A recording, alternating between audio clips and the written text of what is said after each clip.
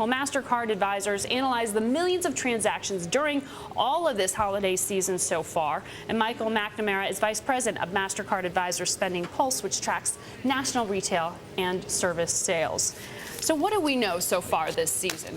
Who are the winners? Well, overall, sales have actually picked up a little bit in December in terms of year-over-year comps. Some of the real winners in terms of overall sales, the e-commerce channel has done relatively well. For the season so far, it's up about 13.3%. Since Black Friday, it's up 14.4%. So good migration onto the online channel. A couple things that might have helped that. There was actually another blizzard that occurred earlier in December that impacted the middle part of the country. Now we're obviously just dealt with a storm that hit the big cities on the East Coast. That's another thing that might drive more sales to the online sales channel. And you know, I keep hearing more and more about online taking up a bigger portion of the pie. From 4% where it is now, Morgan Stanley says it's going to go to 6% of overall retail by 2012. What is accounting for this growth that you're seeing? You saw, what, 13% growth this season? Growth. Yeah, so far 13% since November 1st, 14% since Black Friday.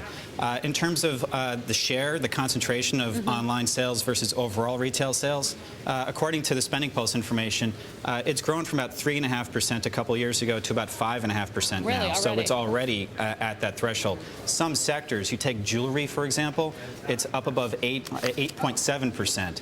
So it's approaching a 10% threshold in certain industry sectors. It's really moving from having just high growth rates to having high growth rates on top of a big base.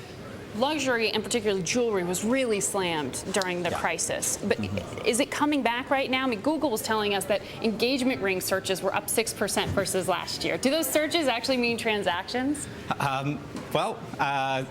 Yes, in some spaces, yes. Overall, when you look at the jewelry sector, it's about flat compared to a year ago in terms of the year-over-year comp when you look at the entire sector. When you look at the different segments, the costume or the low end and the high end that got really hit hard last year, both are showing higher year-over-year growth rates this season. It's the mid-tier that is struggling a little bit, showing some more difficult comparisons. So when you look at the entire sector overall, you're seeing pretty flat performance, but when you start breaking it down, high and low are outperforming the middle. What was the biggest surprise for you from all the data that you've sorted through this season? Well, so far, it's really, I don't know if it's been that surprising because, well, I'm going to take that back. The electronic numbers have done better than I expected.